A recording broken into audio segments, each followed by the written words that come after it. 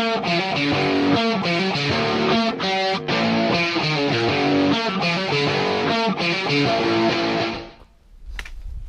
guys, Bigfoot here, live on the AT. It is day 5, I believe it's Wednesday, and I ended up hanging it up kind of early yesterday.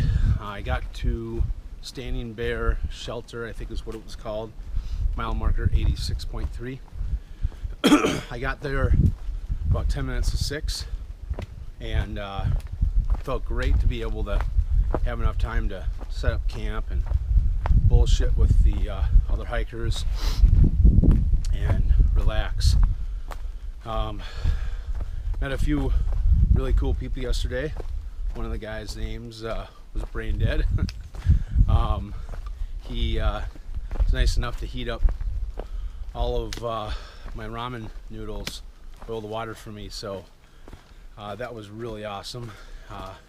Another lady, her name is Vino. She is a professor, a HR professor at a university, and she teaches a couple other things as well. And Steve, which is Bear Man, was also at the campsite. He made it. He started at the hostel, top of Georgia, same time as me yesterday, and Bob surpacks a lot. Did a shakedown with him and got his pack weight down to 30 pounds, and the guy was just flying yesterday. He was flying in blue jeans and I think it was like a cotton t-shirt, and there was a few times he passed me and just kicked my butt, so that was amazing. But overall I did about 17 miles yesterday. I think it was 16.8 or something like that, which is the lowest I've done, but I really needed that. Yesterday was kind of tough. Pretty much when you hit Dick's Creek, you ascend for quite a while. I didn't look at my odometer, my altimeter to see what elevation that I climbed versus descended. If I had to guess, I definitely climbed at least 1,000 feet, maybe. I don't know if it was even as much as 2,000 feet more than I descended. However, the great thing about that is today I'm pushing to Franklin, and I will descend almost 2,000 feet more than I will have to ascend. I'm really excited about it. Just got past Standing Indian Mountain. Don't let the mountain scare you. It's the highest part of the AT so far in the first 100 miles, and it was the easiest of all of the climbs that I've had so far. Basically it's just like a steady incline, but totally manageable for like 2 miles. Barely even broke a sweat going up, but it was awesome. And now I get to descend for the next 5 miles. I'm just really looking forward to it. So a few other things. After being out here for 5 days, when I go into Franklin, I'm changing up, how I'm going to be eating. So some of the stuff that I originally started with, I just find that it's not as enjoyable. So like peanut M&Ms are awesome, but for whatever reason I've been having a time with eating my Snickers. I didn't think that was going to happen. Whoops. The little bun cake things, honey buns, are just terrible. I choke them down every morning, so I don't know about that. But what I am going to do is I'm definitely going to get some things that are just taste a little bit more juicier. Like I bought some sports jelly beans at Top of Georgia, the orange flavor, and it was so good. Probably some Jolly Ranchers.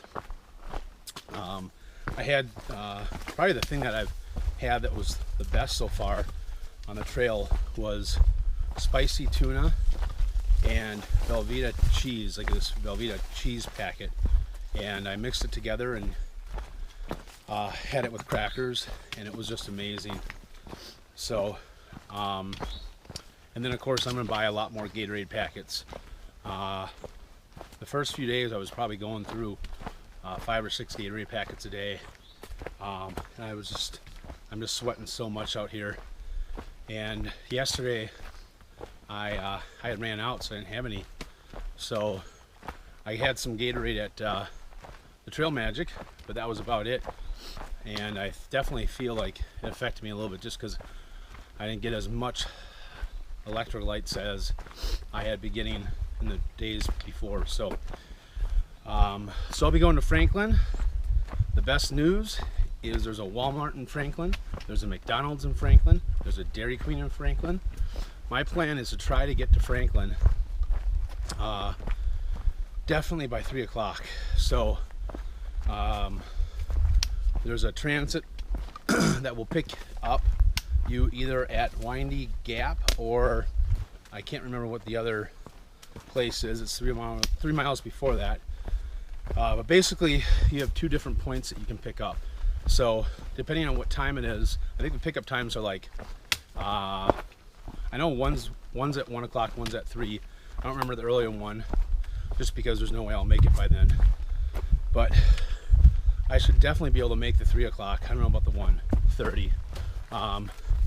But anyway, it'll be great if I can get into town and into a room by 4:30 and make the day. So anyway, that's kind of what it's looking like so far. We're going to cross a fire tower today. Normally I'd probably climb it, but because I want to try to make it to Franklin, we'll see what time it is and how I feel. So anyway, I will check you guys later. All right guys, so we are just before Betty Creek Gap, and the weather kind of just broke, so actually I can see through the mountains. It was pretty cloudy earlier, but it is just breathtaking.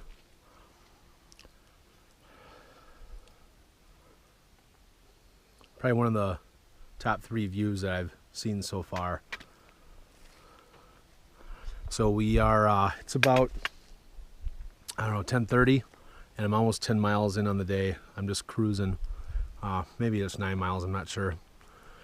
But it's supposed to thunderstorm tonight, and I want to get to Franklin before that happens. But anyway, wanted you to check out this view. Amazing. There's a little campsite here. Again, this is maybe a half mile before Betty Creek Gap, and if you have time, I'd definitely say to stop by and enjoy it. Anyway, we are probably maybe 4 miles from the 100-mile mark, which also is where the fire tower is. So I will probably see you back at that time. All right, Bigfoot out. Hey guys, Bigfoot here, and we are on top of the fire tower on Elbert Mountain. About 14 miles in today. Awesome views. And we just officially hit the 100-mile mark on the AT. Doesn't look like you can get in the fire tower itself, but definitely the hardest 0.3 miles of the AT so far. It's completely straight up.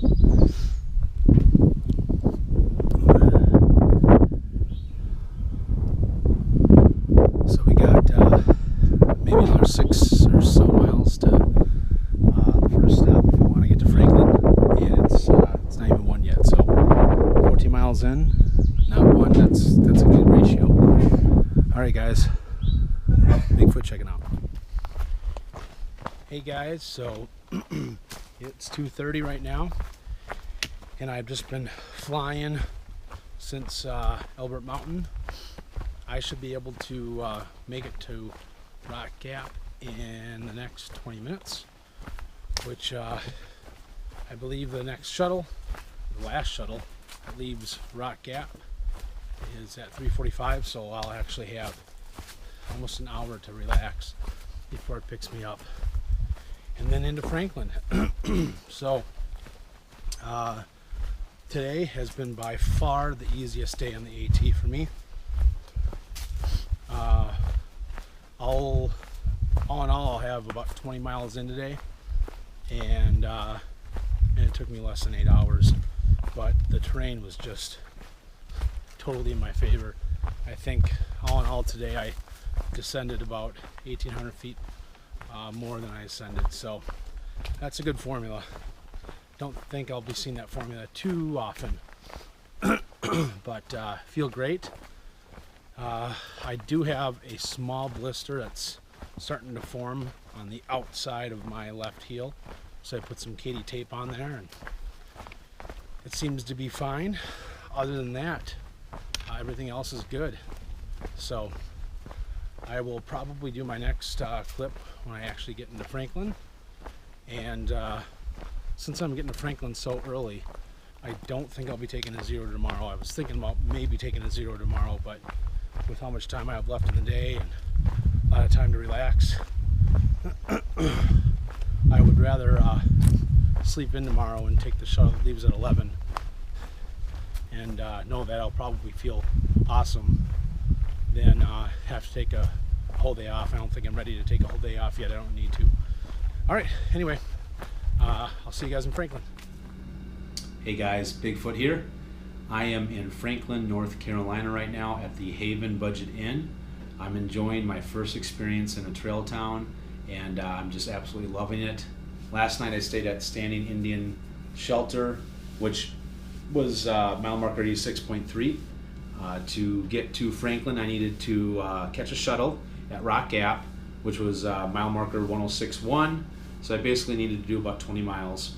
And I just cruised by today.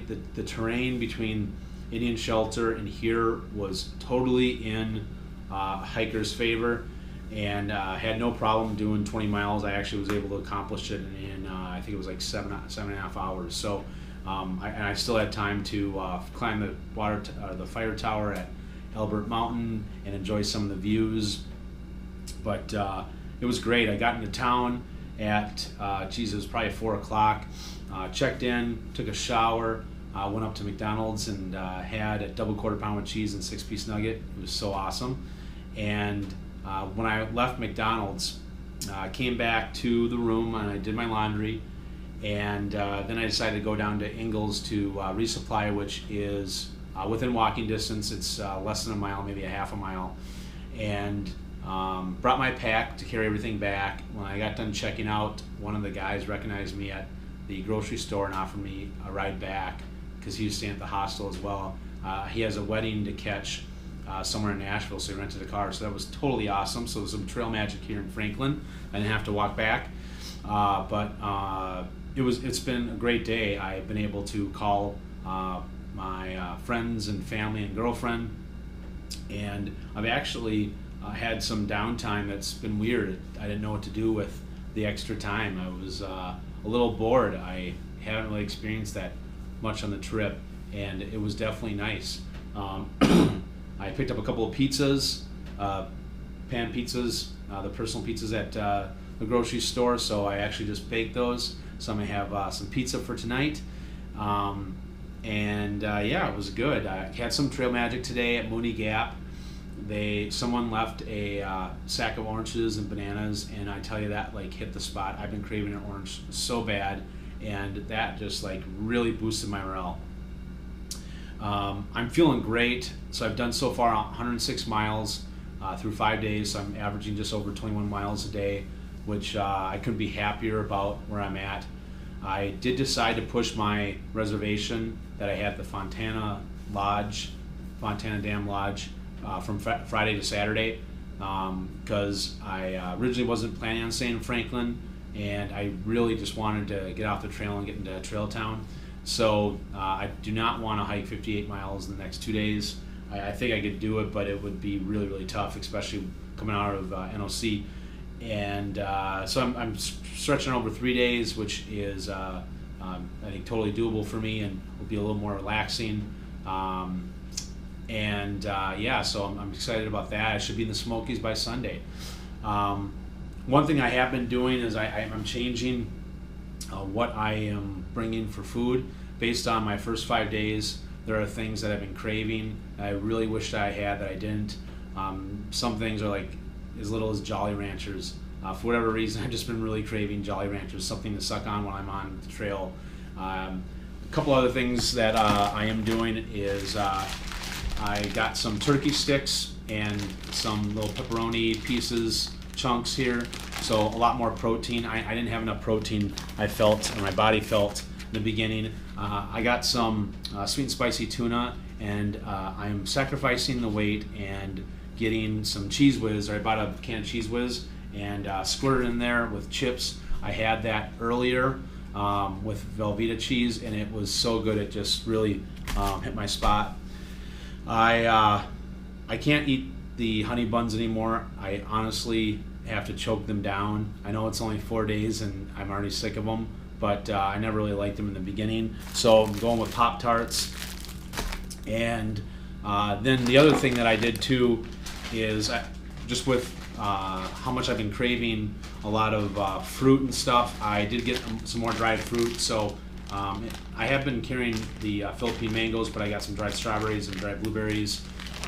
So I'm thinking those are going to be really good. And I got these little mango bars that are superfood. They got like 200 calories or something like that in them, so these will go good as well. And one other thing that I'm doing too, so the first 3 days I had a bunch of the packets of Gatorade, and that really, I think, boosted me with the electrolytes and the extra sugar. And I ran out of them after Dick's Creeks. The last couple days I've been had them, and I definitely feel a difference. So when I went to the grocery store, they didn't have the packets, but they had one of the whole quarts, and I am totally getting the quart. Actually, I bought it already, and I know I'll go through it, so I'm not worried. It's extra weight, but you know what? I honestly don't care. My base weight is so light that you know, it's not going to be a super big burden on me.